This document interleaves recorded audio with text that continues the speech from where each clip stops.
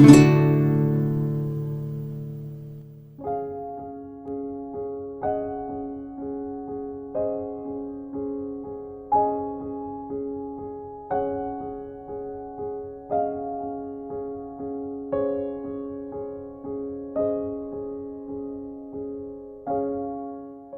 God is a responsible God. He is active. He is not lazy. He does everything on time. As our Heavenly Father, He is responsible for each one of us. Genesis 2:2-3 says, "By the seventh day, God had finished the work He had been doing. So on the seventh day, He rested from all His work. And God blessed the seventh day and made it holy, because on it He rested from all the work of creating that He had done." 6 days we are supposed to work, and on the seventh day we are to rest. That means no business, no earning, no working in the field, but spending time with God and with family. God put us here on earth to do something useful and not waste our time. Genesis 2:15. The Lord God took the man and put him in the Garden of Eden to work it and take care of it. Here we see God giving two responsibilities to man. The first one is to work and feed the family, and the other is to care it, that is to care for the family and to care for the church, which is the body of Christ. 2 Thessalonians 3:10. For even when we were with you, this we commanded you, that if any would not work, neither should he eat.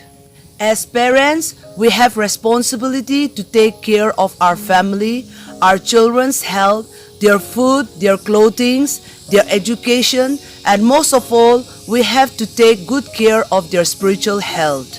As children, you have responsibilities to honor God, to honor your parents, to obey and to serve your parents, to help at home and keep your things in order.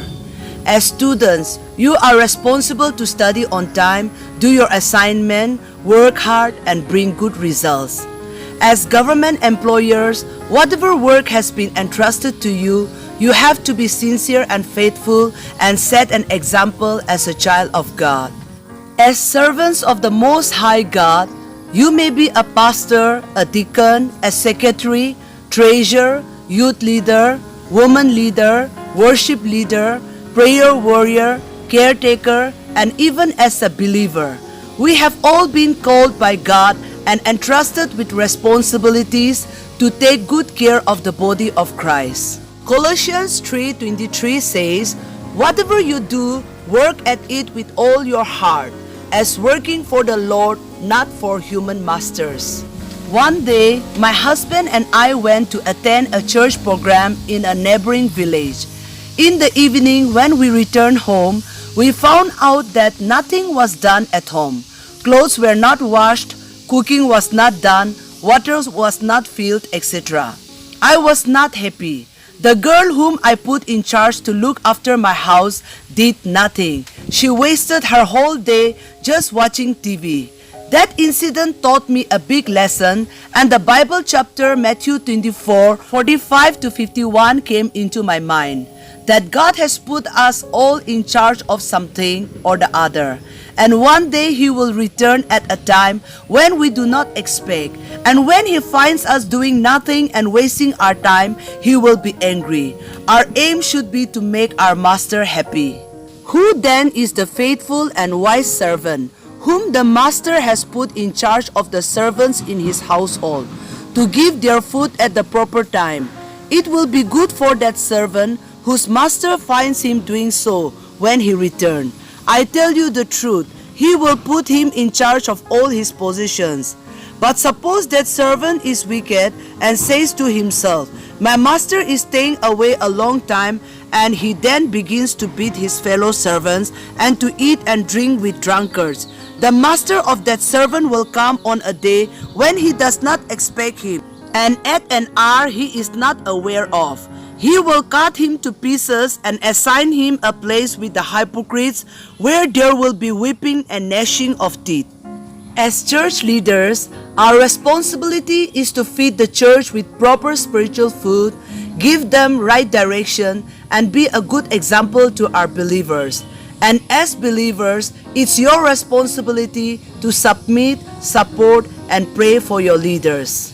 In Matthew 25:14 to 30, we see the parable of the 3 servants. At that time, the kingdom of heaven will be like this. Once there was a man who was about to go on a journey. He called his servants and put them in charge of his property. He gave to each one according to his ability. To one he gave 5,000 gold coins, to another he gave 2,000, and to another he gave 1,000. Then he left on his journey. The servant who had received 5,000 coins went and invested his money and earned another 5,000. In the same way, the servant who received 2,000 coins earned another 2,000. But the servant who had received 1,000 dug a hole in ground and hid his master's money. After a long time, the master of those servants came back and settled accounts with them. The man who had received 5,000 gold coins brought another 5,000 and gave to his master. And his master said, "Well done, you good and faithful servant. You have been faithful in managing small amounts, so I will put you in charge of large amounts." Then the servant who had been given 2,000 profited another 2,000 and gave to his master. His master said, "Well done, good and faithful servant. You have been faithful in managing small amount, so I will put you in charge of large amounts. Come on in and share my happiness." Then the servant who had received 1,000 coins came in and said, "Sir, I know you are a hard man.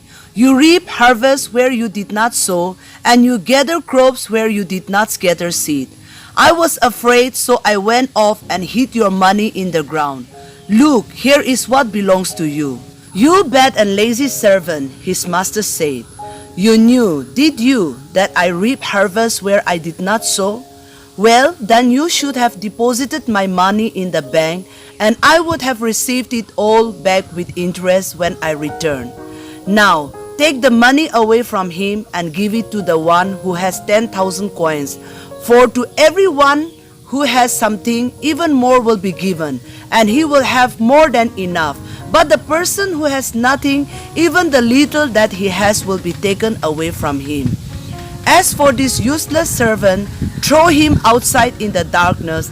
There he will cry and grind his teeth." Whatever responsibility God has given to each one of us, let us be faithful and sincere in doing it, because God is watching us, and one day we will give our account. We should not do only what we are told to do. We should do extra work too. If we are not faithful and sincere in the responsibility which God has given us, He can always replace with someone else. We all have different responsibilities, and when one fails, it affects the family and it also affects the church. Let us know our own responsibility and do it faithfully.